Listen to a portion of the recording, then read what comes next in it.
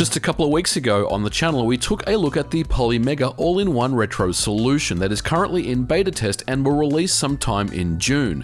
At the time, I was only able to test out the base unit, as none of the cartridge module add-ons were sent over. But just last week, PolyMega shipped over the EM0-2 Genesis MegaDrive and 32X expansion module. We're going to take a closer look at it on the channel. How does it perform? Does the Genesis emulation suck? What about this controller? Does it even play 32X games? Let's find out all this and more. If you're new to PolyMega, this is a retro throwback console that supports over 3,000 games across many different systems, notably the NES, Super NES, Sega Genesis, Sega CD, Sega 32X, Sega Saturn, Neo Geo CD, and Sony PlayStation 1, and of course the PC Engine. The system has a very clean and easy to use user interface. Just pop the disc in, optionally install it into the built-in storage, and away you go. The emulation is good quality overall, and I was impressed with the experience, particularly the Sega Saturn, which was a standout for me. And now we are going to take a deep dive at the cartridge module add-on for the Sega Genesis, MegaDrive, and 32X. So this is the Element or EM03 module for the Sega Genesis. These are add-ons to the base unit and will set you back an additional $79.99 in the USA. Once again, I received a beta test unit and it's not indicative of the final product, but inside the box is the unit and a 6-button controller. Immediately what stands out is that this controller is much nicer than the bundled base controller. It's a nice braided cable and there is weight to the controller. The buttons and D-pad feel great in the hand. It's good to see this because I wasn't too impressed with the base controller. The Element module simply replaces the plastic shell of the base unit and snaps in effortlessly. There's not much to this. There is a cartridge port which accepts Genesis, MegaDrive, and Sega 32X games. All regions are supported. The Element module also has two standard 9-pin controller ports at the front. This is where you connect up the PolyMega controller into the Genesis module, but if you prefer to use an official Genesis D-pad, that will work fine. Also working was the 8-bit DOE M30 2.4 GHz wireless Genesis controller.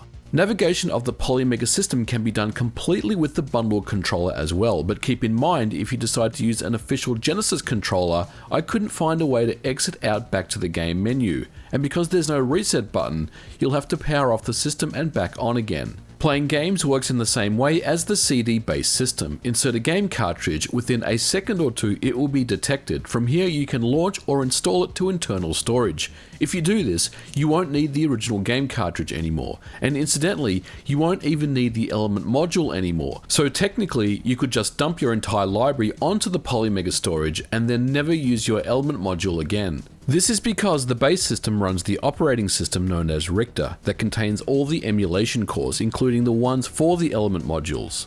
There are around 300 games that were known as world ROMs that can be installed as different regions. As you can see here, I can select either North American or Japanese. Sega 32X games are also fully supported, and you don't need any special hardware with PolyMega. Just plug them directly into the module like a normal Genesis cartridge and play. So let's go ahead and test some games. As you guys know, PolyMega uses emulation. The Genesis, MegaDrive, 32X, and Sega CD is powered using Kega Fusion, developed by Steve Snake. Genesis emulation can be hard to nail down, because of differences in the original hardware makes it tricky for emulators to get things right. Then there's the audio side, which can be also quite tricky to emulate. Right off the bat, let's answer some of your most requested questions. Virtual Racing on the Genesis runs great utilizing the SVP custom chip. It's notorious for having problems on clone consoles, but here, no issues at all. That's easy enough. Well, what about some homebrew games? I tested Tanglewood by Matt Phillips, and it loads and plays great. I also tried Xenocrisis by Bitmap Bureau, and once again, no issues here at all. It loads and plays well. Great game, by the way. I recommend you check this out if you are a fan of Smash TV style shooters. Next up, I tried UltraCore, which was developed by Digital Illusions. This is the physical version of the pack-in game that came with the analog Mega SD. Unfortunately, this one was not detected by the system at all. Under PolyMega, Homebrew shows up as game media. I believe this is because the game ID doesn't yet exist in the PolyMega game database that comes with the hardware. I also noticed I wasn't able to install Tanglewood or Xenocrisis. Another game, Pia Solar, was also requested, as I don't own a copy of it, and because there's no way right now to sideload in ROMs, I was not able to test it.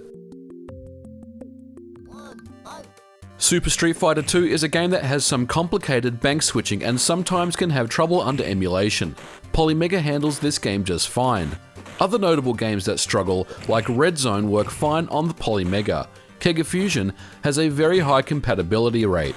For commercial titles, I have not yet come across a game that has had any issues. But let's move on. We all know that the emulation is good, but what about the accuracy as compared to real hardware? Well, let's check out a few things. First up is the emulation timing. It's subtle, but Genesis emulation under PolyMega is running a touch too quick. If we sit and watch this Sonic 3 Attract mode, you'll notice that the PolyMega falls out of sync with an original Model 1 MegaDrive. Sega Fusion has been known to exhibit timing issues. Cycle-accurate emulation is very difficult to pull off and demands lots of CPU power. You're probably wondering, why is this a big deal? Well, for most people out there, you won't even notice any difference, but for seasoned MegaDrive and Genesis users, this will be something that will become quite apparent.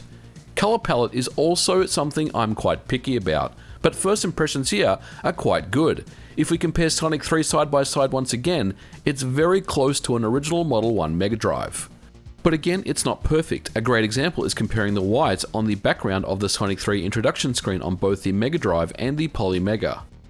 Next up is sound. Last year at E3 on the Genesis emulation, it was something I was a little critical of. So how does it fare on this PolyMega beta test? For this, I wanted to test Artemio Urbina's excellent MD Fourier program, but because I can't sideload ROMs, nor do I have a way to burn ROMs onto a cartridge, unfortunately I couldn't test his tone generation tool on the hardware. So for now, let's use our ears. Here's the classic level 1 music from Bare Knuckle 2.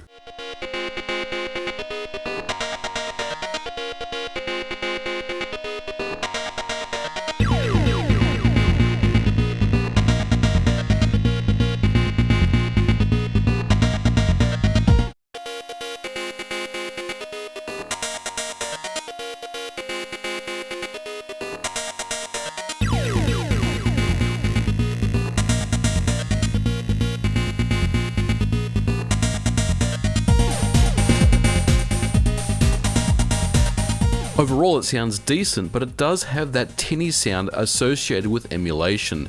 I'd like to see a high pass filter cut option to dull the sound out a little and really give it a more authentic Genesis sound. Here's another example, this time the excellent Dynamite Heady by Treasure.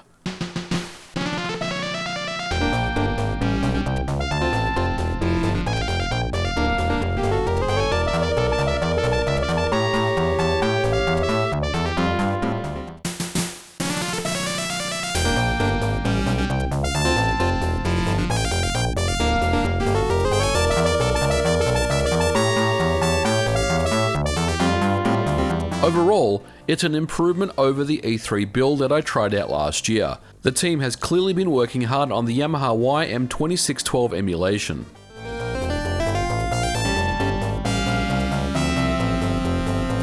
One question that gets asked a lot is about multicarts like an EverDrive or a Mega SG. These are not supported by PolyMega, but of course I had to try them both. Unfortunately, they were not detected. Some other things to mention. The Sonic Lock-On cartridge is supported and does work just fine, but right now the Game Gear or Master System adapters do not, simply because these emulators do not yet exist on the PolyMega. It remains to be seen if they will be added later on. PolyMega also let me know that multi-tap support is still in beta right now. It's only officially supported via the USB expander. So what about Sega 32X? We know and we've heard that 32X games are indeed compatible with the PolyMega element module for the Genesis. Let's go ahead and take a look at 32X games and see how well they run.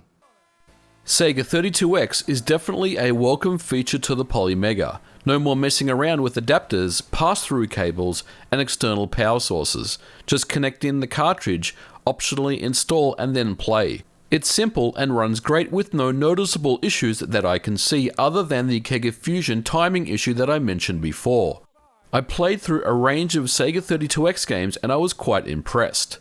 I also did want to address the RGB and composite filters that I mentioned in the first video. People noted how dull the image was as compared to the normal HDMI, and I agree. One thing that I did not mention is that there are adjustments for contrast and brightness to dial in a better image, which you can see here. But if I'm to be honest, no matter what I did, I was not able to get anything that I was satisfied with. It's not a major thing, and I'm not a fan of CRT filters personally, but I did want to point this out, as some of you may get more mileage out of this feature.